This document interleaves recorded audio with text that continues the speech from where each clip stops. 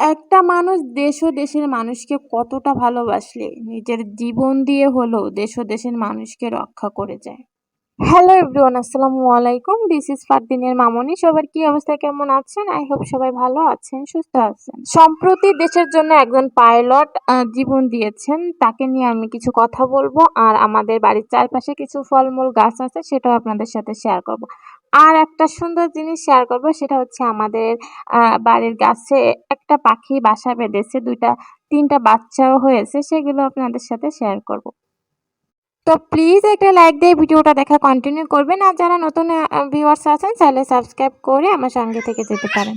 তো দেখেন কত সুন্দর কিউট একটা পাখি। পাখি জিনিন পাখি বাবা পাখি তো কত কিউট পাখির বাচ্চাগুলো দেখছেন। এই বাচ্চাটা বেতা হচ্ছে বাবা গাছ বেতা থেকে পাখি পড়ে বেতা পাখি যাচ্ছিল, বেতা তো ভাবলাম একটু দেখে দেন হচ্ছে পাখির বাসায় উঠাই দিই।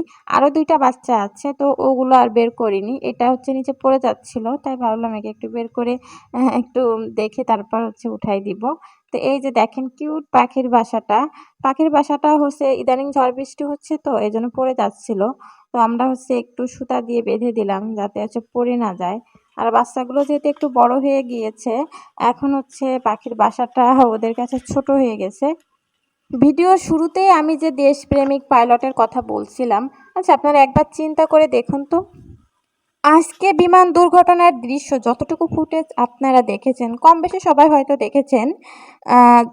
একটা যুদ্ধ বিমান আকাশে থাকা অবস্থায় ইঞ্জিনে আগুন ধরে যায়। সেই বিমানকে রানওয়েতে ল্যান্ড করানো কিন্তু মোটেও সম্ভব নয়, যার কারণে পাইলট চাইলেই কিন্তু আকাশে থাকা অবস্থায় ইনজেকশন করে নিজেরা বের হয়ে আসতে পারতেন। এতে করে তারা খুব সহজেই বেঁচে যেতেন, কিন্তু তারা এই কাজটি করেননি। কেন করেননি তা জানেন?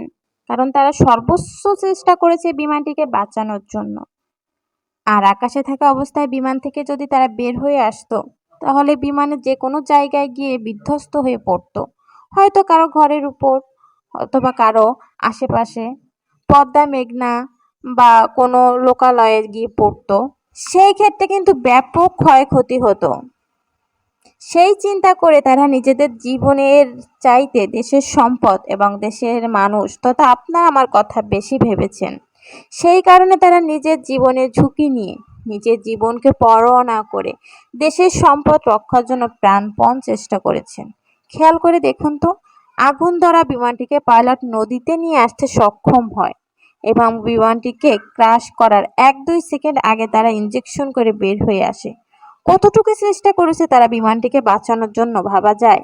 এটা কেমন নেশা! ইঞ্জিন আগুন পড়েও শেষ মুহূর্তে বিমান বাঁচানোর লড়াই। নতুন বউ শিশু সন্তানের মায়া কিভাবে ভুলে যায় মুহূর্তের মধ্যেই। আমরা হলে কি পারতাম?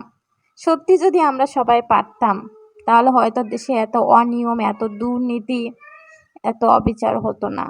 আজকের দুর্ঘটনায় শহীদ হয়েছেন একজন পাইলট।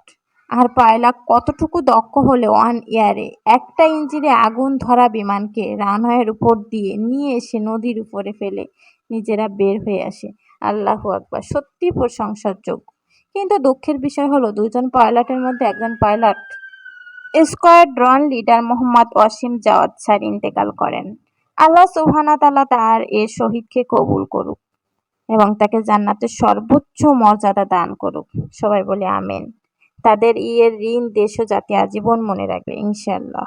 তো আমাদের বাড়ির গাছ থেকে হচ্ছে লিচুগুলো পাড়া হয়েছে, তো এইটুকু হচ্ছে আমি আর ফারদিনের বাবা খাচ্ছিলাম।